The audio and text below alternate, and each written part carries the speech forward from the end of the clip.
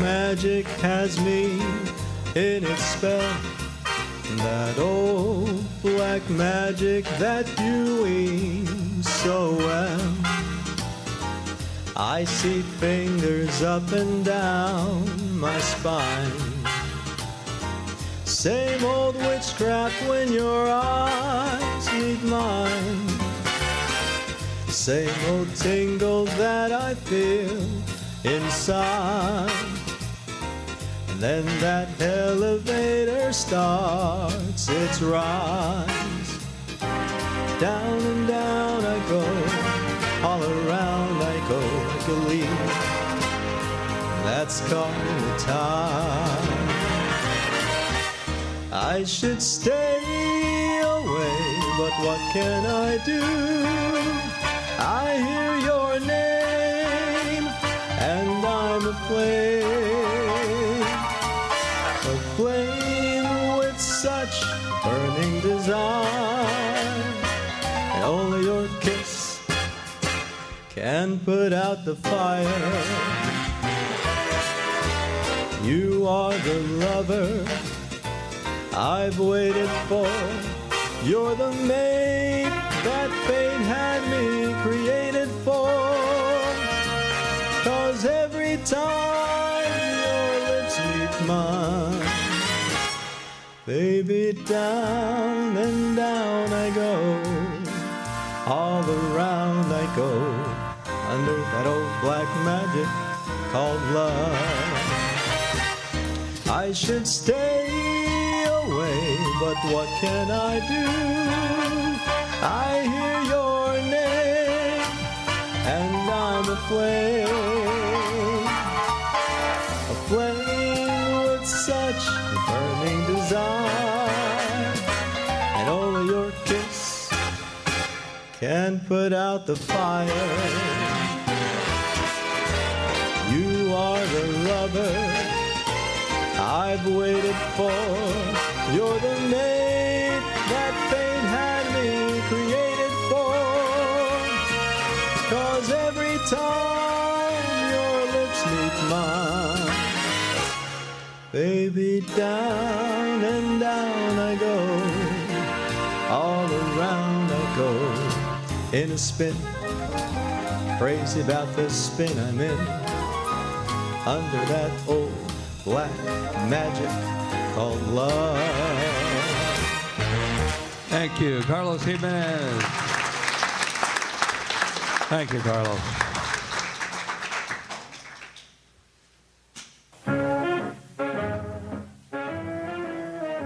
I got my Social Security now, and it's a good deal, by cracky. That's right. Social Security provides you insurance protection with benefits which will get you when you retire at 65, or when you reach 50 if you're totally or permanently disabled. Social Security also provides family survivor benefits for a serviceman's widow and minor children. If you're a military service member, it's important for you to learn how many years of service you will need to qualify for a second retirement check. Men can collect Social Security at age 65, but women are eligible at age 62. Have you investigated your Social Security benefits? Thank you, FDR. It's a good deal from the New Deal.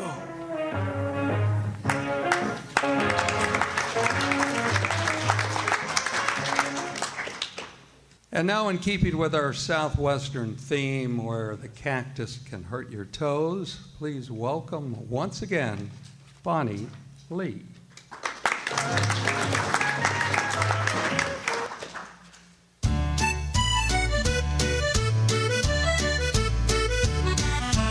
East is east, west is west, and the wrong one I have chose.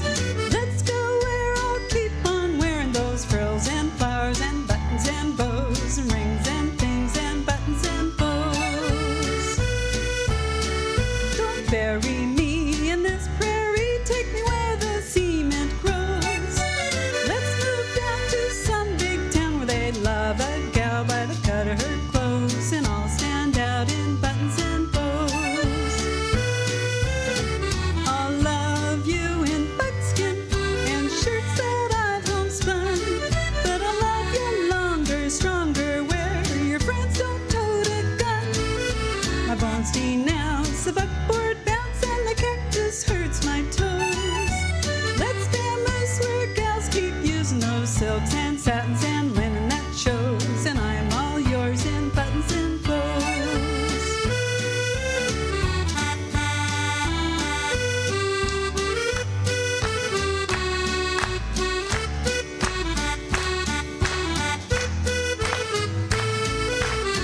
cows denounce the buckboard bounce, and the cactus hurts my toes. Let's bend loose where gals keep using those silks and satins and linen that shows, and I'm all yours in buttons and bows.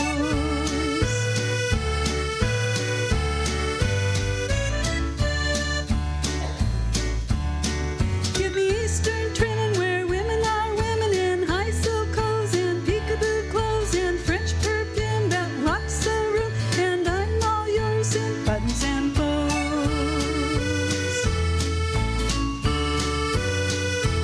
Buttons and bows.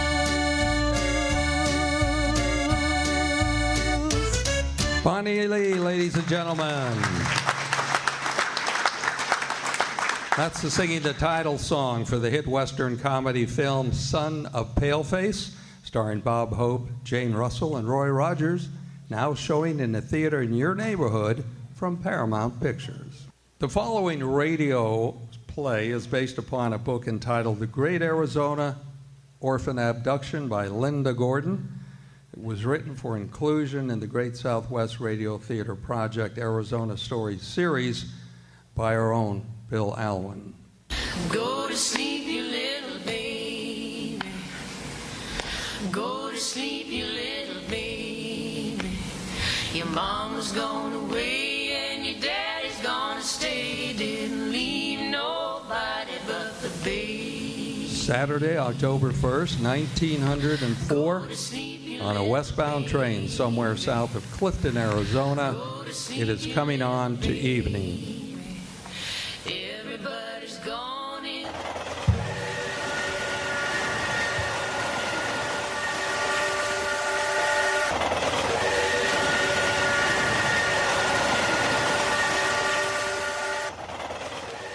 As a child and later as a man, I learned to love the sound of a train engine approaching from a distance.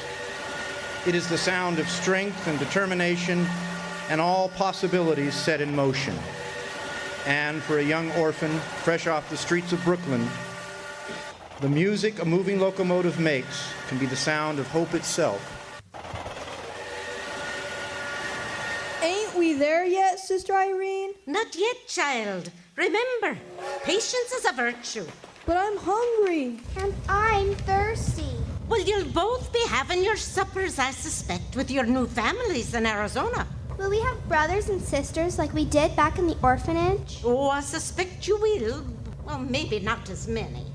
Do girls get to wear pretty dresses in Arizona? The good girls do. Am I a good girl, Sister Irene? When you say your prayers and mind your elders. Are there still Apache Indians in Arizona? What about Doc Holliday and Wyatt Earp? Are they still living in Arizona? Now, don't be expecting to see wild Indians or Wyatt Earp where you're going, Jerome. It's the new century, dearies. And Arizona's been civilized as much as the rest of the country now. Look, sister, is that a tree? Well, it's a kind of tree, I suppose. Out here, I think they call their trees cactus. Look, there's another one. They sure don't offer much shade, do they? And in a place where shade's needed the most. Oh, that's the way God works, children. Sometimes. In the desert, everyone must learn to make their own shade.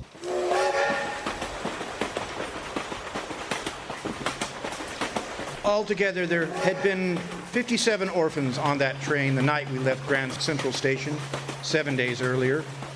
Boys and girls both, ranging in ages from 8, like myself, all the way down to the runts at 6 months.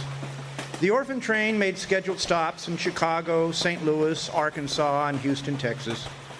We came from the Foundling Hospital and Children's Aid Society, a Catholic orphan agency back in New York. We're Irish and bohunk and Italian kids mostly, all of us orphans on our way to new homes in the West.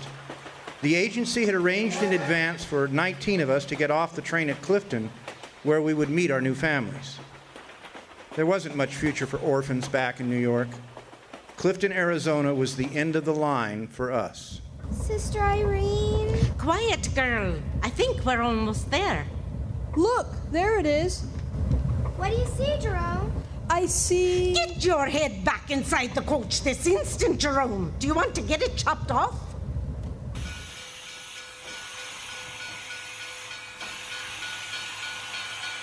Clifton ain't very big, is it? Not like Chicago or New York. Big enough for the likes of you, young man. Don't worry. You'll learn to love this town and call it home. Having grown up on the streets of New York, I was already well versed in the ways of the world by the time I left Grand Central Station. Still, nothing quite prepared me or the 18 other orphans on that train and what waited for us in that copper mining town of Clifton. Look at that little boy in the blue sailor suit. He walks with a limp. And the little blonde girl holding that short nun's hand. Oh, aren't they a pair? They must be the ones from the orphan train. Aren't they cute? And look, there's that Mexican woman, Margarita Chacon. Ain't she the one, just because her husband works for my Henry in the mine? When he's sober. What's she doing here? Dorothy, that poor woman lost 6 or 7 of her own in childbirth. I'm not surprised. Living in filth the way those people do. Look, Dorothy, she's handing that nun a ticket. You don't suppose she's come to collect those 2 children, do you? I do indeed. Look at her with that ticket, like it was some kind of raffle or something. Like it was some kind of Chinese laundry, and trading that ticket in for a ready-made family, like they were 2 baskets of clean white laundry. What would these people know about clean laundry? Shh! Here she comes now, kind of pleased with herself, wouldn't you say, Dorothy? Good evening, señoras. Well, what have we got here, Margarita? These are our new children who have come to live with us. They have come all the way from New York City. Are they no muy lindo y linda, no?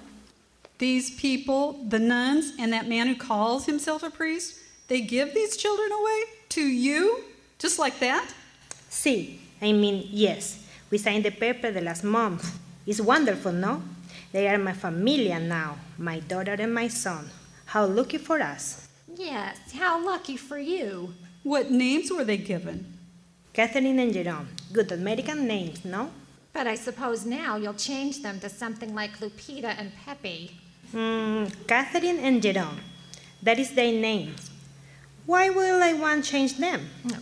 Come on, Dorothy. But where are we going, Mildred? We're going to the sheriff. There's work to be done around here. Like I said, having practically raised myself those first years on the streets of Brooklyn, I recognized trouble when I smelled it. And to my nose, those 2 old biddies, Miss Simpson and Miss Gotti, they stink worse than city skunks. Margarita Chacon, my new mother, she smelled skunk too, though she did her best to ignore it. Come, niños. But where are we going? I take you home to meet your new father. Will I have my own room? Yes, you will have your own room, but it's very small. And will my room have a window? See, it has a window. With white lace curtains? Not yet, but you and I together, mija, we can make her Niños, did they feed you on the train? We had biscuits and cold black coffee for breakfast back in El Paso. Biscuit and cold coffee? I must get you home for a glass of cold leche. Come, children, you must be starving. Hay arroz y frijoles in the stove y tortillas in the oven. I never ate tortillas back in the orphan home. When you will have a sweet surprise when you get to your new home. That night, Miss Chacon took Catherine and me straight home. I can still hear our footsteps walking down that Main Street boardwalk, with everyone still staring at us long after we reached the dirt road. She held Kathy's hand on one side and my hand on the other. I liked the way Miss Chacon smelled. Kind of different from the smells of New York, and not too soapy like Sister Irene. I liked the way she held my hand too. Firm, but gentle. Miss Chacon's hands weren't soft and spongy like Sister Irene's. And she held on to mine in a way that made me feel safe all over, like she was never letting go. Gracias, Señor. That night, before dinner, Kathy and I met Mr. Chacon, who hugged us both before we washed our hands and faces, and we all sat down to the table. Miss Chacon said grace, just like back in the orphanage. This time, the words were in a language I'd never heard. But having been around Catholics back in the orphanage, I caught the basic gist of it. It seems my new mother and father had lost a couple of their own children when they were still babies, and now they were both very thankful as hell, excuse my Brooklynese, to have Kathy and me as their new family. Amen. Welcome to New York home, children. What's that? What? My little one, did they no feed you tortillas back in the orphan school? The food was strange and took some getting used to. This was the first time in my entire life I ever ate frijoles, a fancy new word for mashed beans, which we ate plenty of back in the orphanage. But these frijoles were different. Hotter than horseradish they were, but good. And the milk Mr. Chacon poured for me from a pitcher helped to cool my scalded mouth. And the tortillas they served instead of biscuits were warm and buttery and practically melted in my mouth. Or maybe it was the heat of those frijoles. After dinner, we had fresh watermelon, picked from their garden for dessert. I tell you, after that orphanage back in New York, I could have gone on living with my new madre and padre and their frijoles and watermelons just about forever. Probably would have too, if those old biddies back at the station hadn't butted in. That same evening, a bunch of those women got their husbands all worked up over what they saw at the station. And they all swarmed over to the lobby of the Morenci Hotel and had themselves what folks out west like to call a town meeting, and what most people back in New York used to call a riot. There must have been 200 of those concerned citizens standing right there in the lobby, and another 100 or so backed up into the street. Something needs to be done about this, Sheriff Dunnigan. What will people say? All those poor orphans, those babies, living here with those people? It isn't right, Sheriff. You know how these people live. What people, Mrs. Dottie? Oh, you know what people I mean. The Mexicans. Most of them don't even have a trade. They can't afford to feed their own children, and they want more. This kind of greed has to stop. I'm told they're good Catholics. That's why they adopted these children in the first place. Good Catholics? Worst of the lot, that Chacon family. You know the ones I mean. The woman's all right, I guess, but the husband, Cornelio, I think he calls himself, he's a good Catholic, all right. He drinks like one of their priests. And don't it make you stop and think why they even want more hungry mouths to feed? That is, if they even intend to feed those poor kids at all. Right now, the only thing that makes me stop and think is what some of you people will come up with next. Now settle down out there, all of you. I've got Sister Irene and them other nuns here with me from the Foundling School in New York, and you folks are scaring these poor women half to death. What those women did isn't Christian, Sheriff, and you know it. I wish you folks would stop trying to tell me what I know and what I don't know. Somebody in this town has to do the right thing by those children. And the time is now. Some of them people down at Taco Flats have lice, and worse. Quiet now, quiet. I'm going to let Sister Irene speak for herself now. Give her a chance to defend herself. Let's all be fair here, folks. All right, we'll be fair. We'll let the sister speak, and then we'll run the little penguin out of town. Is that fair enough for you, Sheriff? Sister Irene? We picked good Catholic families for these unfortunate orphans back in New York. That's the problem right there. Catholic families. All you sisters are from New York. Do you even have any idea what it means to be a Catholic family in this town? And when was the last time you ever saw a good one? They all drink, and most of them don't bathe but twice a year, if that. Look at their clothes, the rags they wear. You ever been inside one of these adobe Catholic shacks, what these people call their home, Sheriff? As a matter of fact, I have. Then you probably have lice in your hair, too.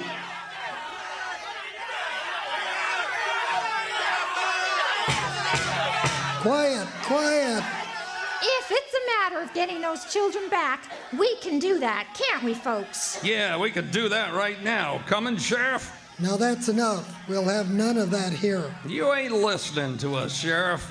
We're here to take back what doesn't rightfully belong to those baby thieves, and we're not asking your permission. If you don't ride up there tonight strong and forceful, the rest of us will. I warned you, we'll have none of that. None of it. My husband's right, Sheriff. What right did these people all the way back in New York City have, giving away these children to improper strangers way out here? Just because they're Catholic? They probably stole them off the streets to begin with. Look around you, Sheriff. Yeah, and who do you think pays your salary? Now, how about earning it? and ask yourself this: who's more qualified, morally and financially speaking, to raise these kids up right? Us or an ignorant bunch of half-breed Mexican Indians? I believe they prefer to be called norteños up here, Mrs. Gotti. And unlike some folks I see standing before me tonight, most of these people were born right here in this country. Born here? Norteo, huh? Everyone knows that's just a fancy word for Mexican born on this side of the border, and they only made up the word to make themselves sound better than they are. Now, where are the men in this town, and what are you going to do about this? You heard my wife, Sheriff. You hear that, Sheriff? These are your constituents.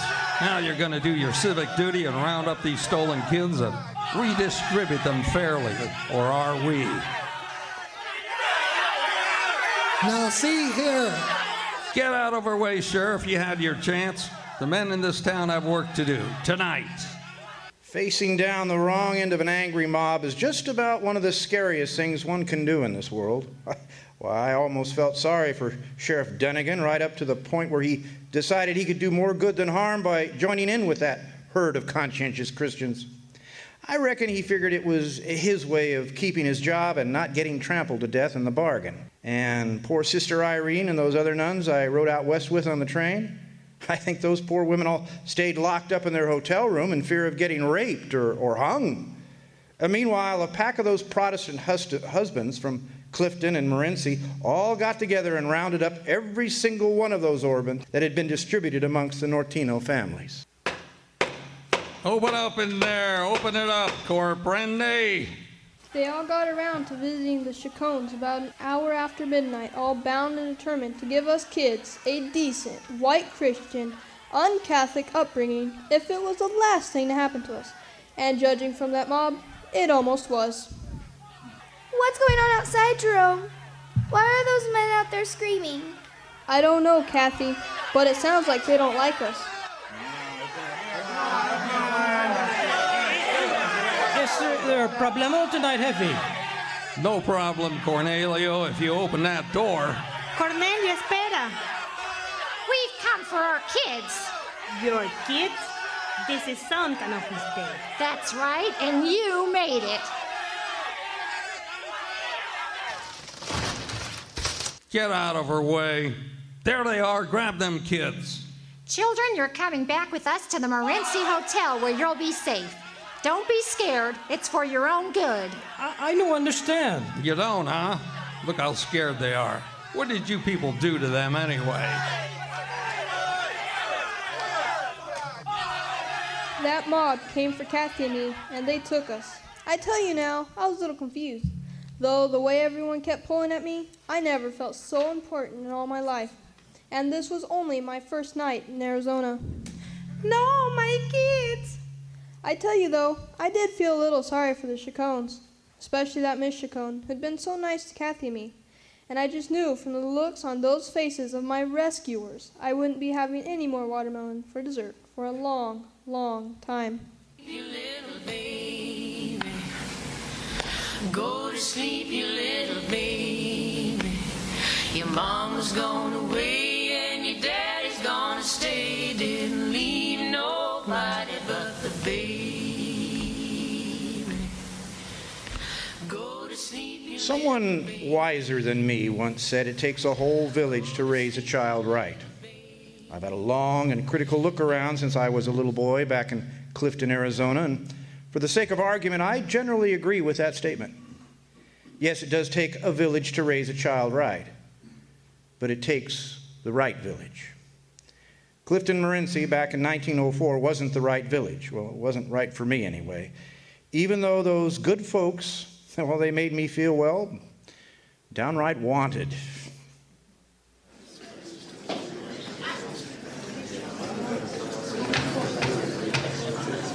And so, with all the hullabaloo of Barnum and Bailey, the long and legal battle that would determine our fates began.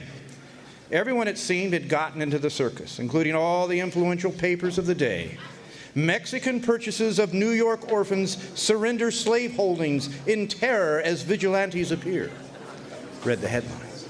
Inflamed citizens swept the Mexicans from the city. Read another. Arizona vigilantes rescue 40 infants sold at auction. And my favorite, save orphans from bondage. These were the kind of headlines that sold newspapers back in 1905 in Arizona, where the word vigilantes wasn't so bad, not compared to the word Mexicans.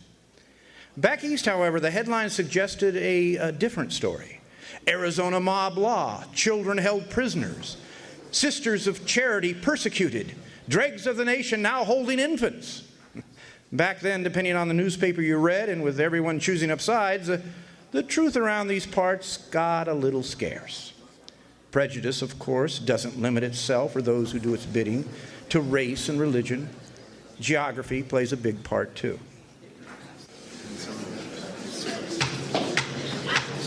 Hear ye, hear ye, hear ye, all rise and face the flag. The Arizona Territorial Supreme Court, the Honorable Judge Kent presiding, will now come to order. The hearing took place in downtown Phoenix about 3.5 months after our abduction and rescue, or rescue and abduction, depending on how you viewed it. It was the outraged citizens of Clifton Morenci versus the Catholic Foundling Hospital of New York City and the undesirable and now unseen and unrepresented foster parents of Taco Flats. While this legal custody remained in dispute, 16 of the orphans remained in the temporary custody of their new families. 20 of the children that had been forcibly removed from their Nortino foster parents that first evening by the Anglo vigilantes were farmed out elsewhere. Most of these children were 2 years old or younger, and during the 3 months they remained in the custody of their new guardians, strong bonds had formed. Some folks might even go so far to say these little bouncing rubber ball orphans never had it so good. Furthermore, these petitions will show that one of the children, William Norton, was abandoned to the keeping of a Mexican Indian, whose name is unknown to the respondent.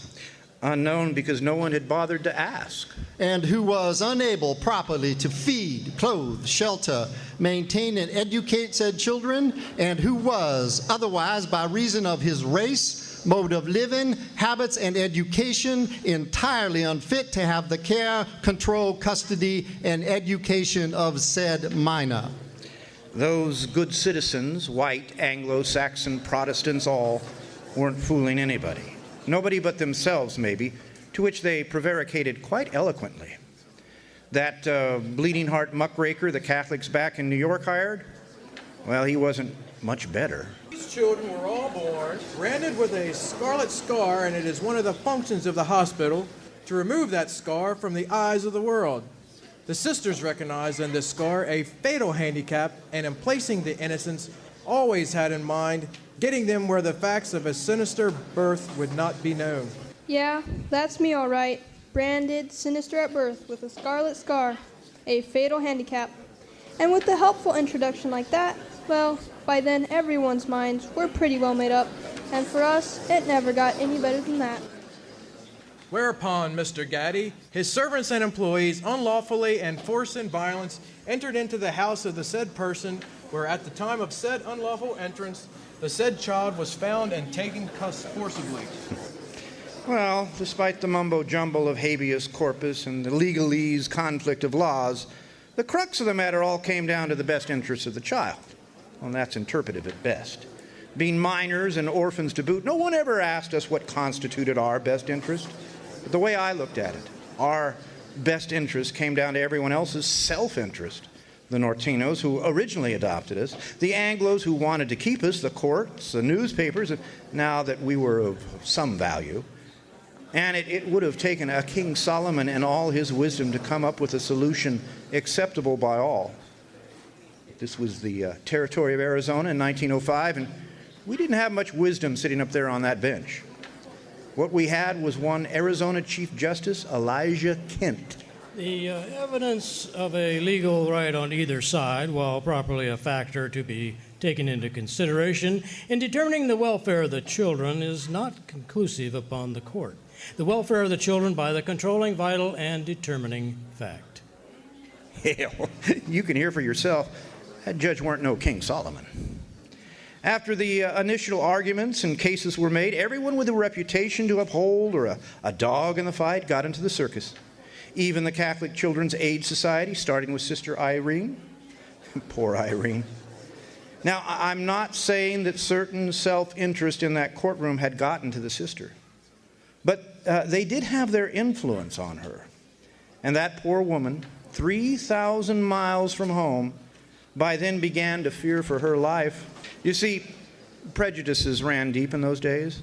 And this wasn't just a simple case of brown versus white or Catholic versus Protestant, but also East versus West, and us against them. And what's backbone or personal conviction when pitted against all that? Yeah, by the time Attorney McFarland got through with Sister Irene, I almost felt sorry for that woman too. Please tell the court, and in your own words, Sister Irene, what you saw with your own eyes the evening of October 1st when that train pulled into the Clifton-Morenci station. Well, I'll try. As we came to Arizona, we saw a dark-skinned, ragged people from the depot living in adobes. They were the first Mexicans we had ever seen, and a destitute, uninviting lot they were. And then what happened? Oh, those Mexicans jumped on the railroad car, came inside, and swarmed over us like a horde of savages. A horde of savages, did you say? Well, I don't know how else to describe it. I imagine you never saw anything like that back in New York, did you, sister? I most certainly haven't. And just as soon as this hearing is over, I'm going back as quickly as I can. Thank you very much for your testimony, sister. You are dismissed from further questioning. Oh, saints preserve us. Does this mean I can finally go home? It does. And have a safe trip back. Yes, everyone back in Clifton-Morenci now had something derogatory to say about those degraded Mexicans living in filth and squalor who dared to adopt, sight unseen, those poor Anglo orphans from New York. Everyone, that is, except the adoptive parents themselves, who had voluntarily chosen to stay as far away as possible from the judicial proceedings in Phoenix. There's this one woman in town, I think she goes by the name of Mercedes, who's ragged and lives with a man, not her husband, who takes in washing now and then and gets drunk. Mr. Dunnigan has had her in jail right now. I think that's why she's not here. He's had her behind bars about 3 times in the last month. Or maybe being degraded third-class citizens of their own community, these Nortinos already knew, had they even dared to speak in their defense, they could expect retributions for their testimony from the upstanding citizens of Clifton-Morenci. In any case, they stayed away. They come into your house and stole our children, Cornelius. They stole them. What would you have me do, Margarita? Steal them back in this country? This fight over legal custody was between the Catholics back in New York, who put the orphans up for adoption, and the staunch citizens of Arizona, who rescued those abandoned children from a life of unspeakable degradation at the hands of social inferiors. Unfit and unworthy to raise decent white-skinned children.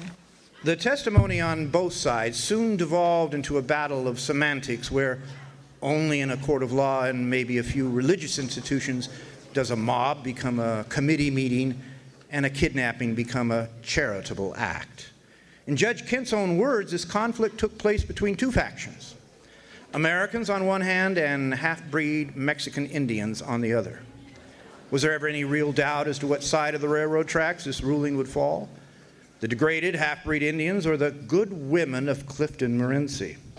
And since, according to the ruling, neither party held an overwhelming legal claim to the children, the court ruled in favor of the party that could best provide for the foundlings, those who had, on the night of October 1st, responded with humanitarian impulse and actuated by motives of sympathy for their pitiful condition, assisted in the rescue of the children from the evil which they had fallen, down to the time of their attendance at this trial, at a cost of much time and money, in their loving care and attention, have shown that more than ordinary ties of affection bind them to these children, and that in no other homes that can be found for them are they so likely to fare as well.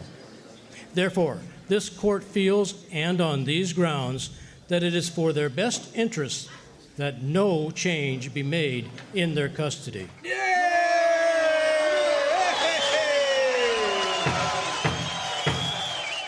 Funny how nobody ever asked me or any of the other orphans at the trial for our opinion in the matter.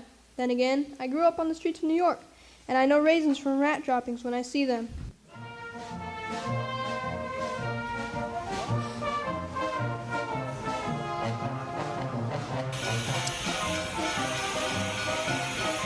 Their return to Clifton, Morenci was a joyous occasion for all the new families.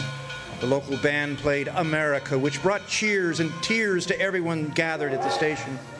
Meanwhile, attorney Eugene Ives, legal representative for the New York Foundling Hospital, who had lost their case in Phoenix, filed an appeal with the U.S. Supreme Court. But the court eventually dismissed the appeal on grounds for want of jurisdiction.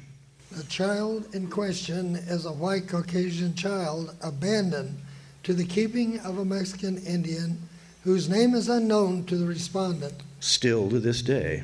But one, by name of his race, mode of living, habit, and education, unfit to have the custody, care, and education of the child.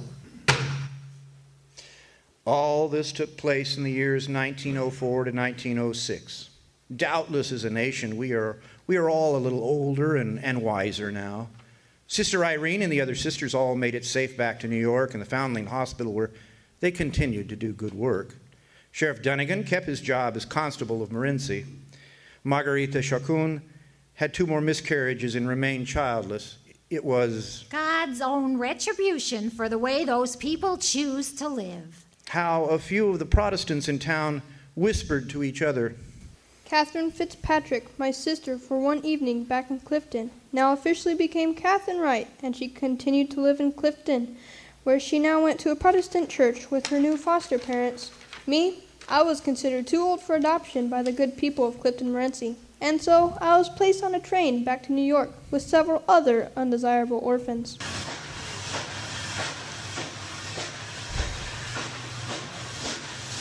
Well, like I said, all this happened a long time ago. Since then, I've seen quite a bit of this country and what people, good, solid citizens, will do to each other when prejudice and self-righteousness get in the way. I've seen a lynching in Alabama. Once I stood outside a federal prison in Boston where a couple of Italian fellas got strapped to the electric chair for a murder they didn't commit. In the war in France, I saw what 2 opposing armies can do to each other with mustard gas and machine guns when both sides know they are right. Later, I came back to this country, a decorated war hero, and traveled around here and there by train, including Arizona, which became a state back in 1912.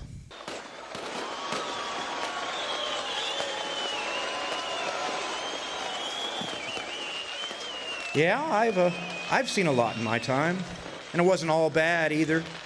I've seen what people at their best, good, selfless people, do for each other when they get pushed around too hard.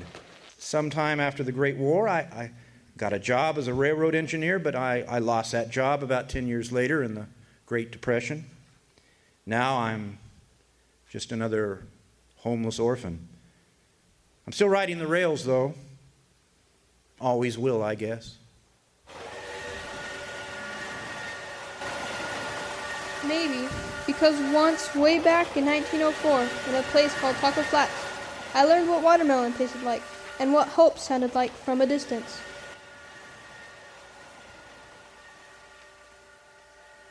And today?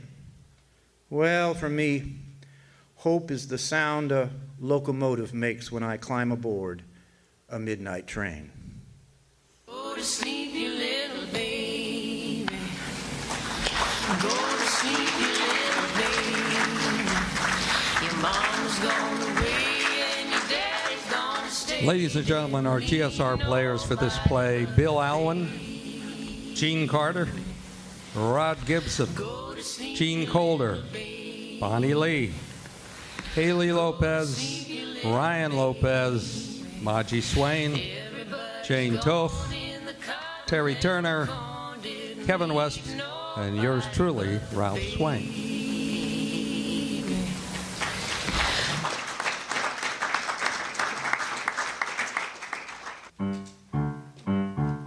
Winston tastes good like a cigarette should. Winston tastes good like a cigarette should. Winston gives you real flavorful, rich tobacco flavor. Winston's easy drawing to the filter, lets the flavor through. Winston tastes good like a cigarette should. It's new Winston, the easy drawing filter cigarette that tastes good like a cigarette should. Winston's finer filter works so effectively it doesn't flatten the flavor. The full rich flavor comes through to you for real smoking enjoyment. Switch to Winston today. Winston tastes good like a cigarette should. Winston tastes good like a cigarette should.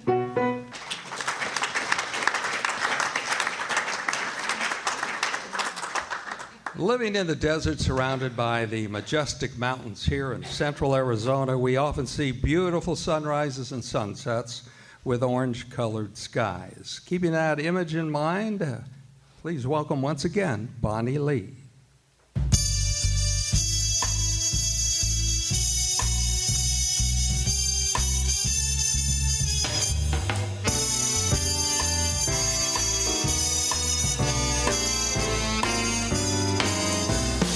Walking along, minding my business, when out of an orange-colored sky, flash, bam, alakazam, wonderful you came by. I was humming a tune, drinking in sunshine, when out of that orange-colored view, flash, bam, alakazam, I gotta look at you.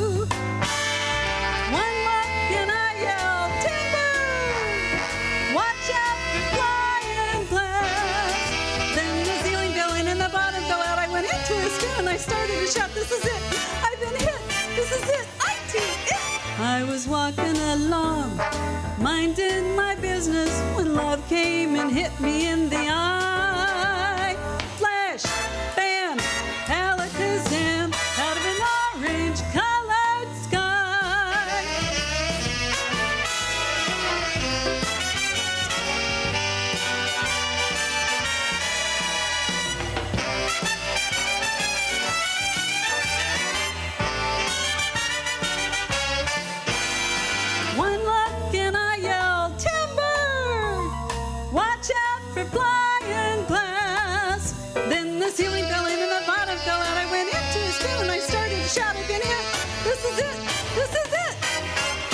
I was walking along, minding my business, when love came and hit me in the eye. Flash, bam, alakazam, out of an orange-colored, purple spotted, green and yellow polka dotted sky. Flash, bam, alakazam, and goodbye. Bonnie Lee. Thank you, Bonnie.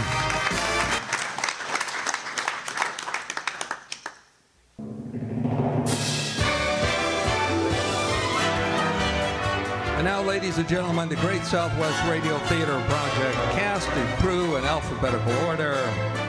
From Coolidge, Arizona, Bill Alewyn. Also from Coolidge, Gene Carter.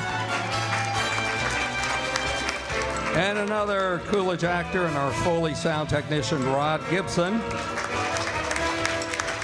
From Chandler, Arizona, Grace Holmes.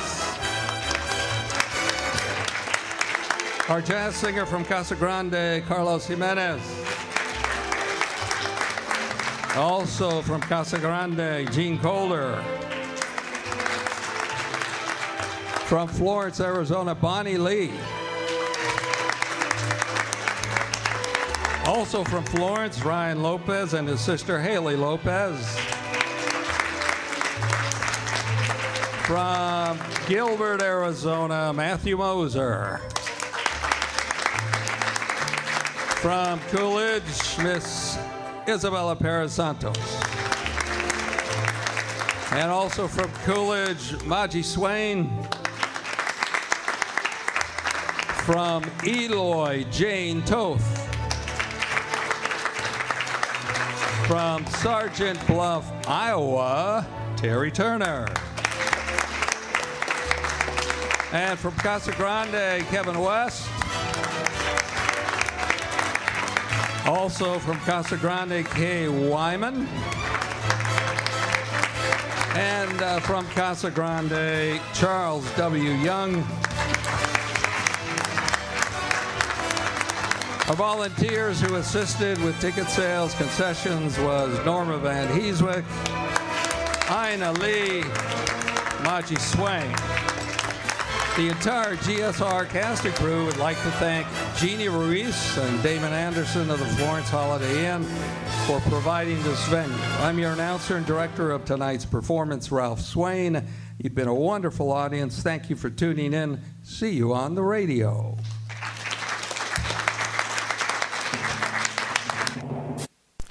The copyright on this production does not authorize any other broadcast, distribution, or other dissemination of this production, or any part thereof by means of radio, television, the internet, or any other means, nor does it authorize the recording of this production or any part thereof on disc, tape, film, or any other technology for sale or distribution by any means.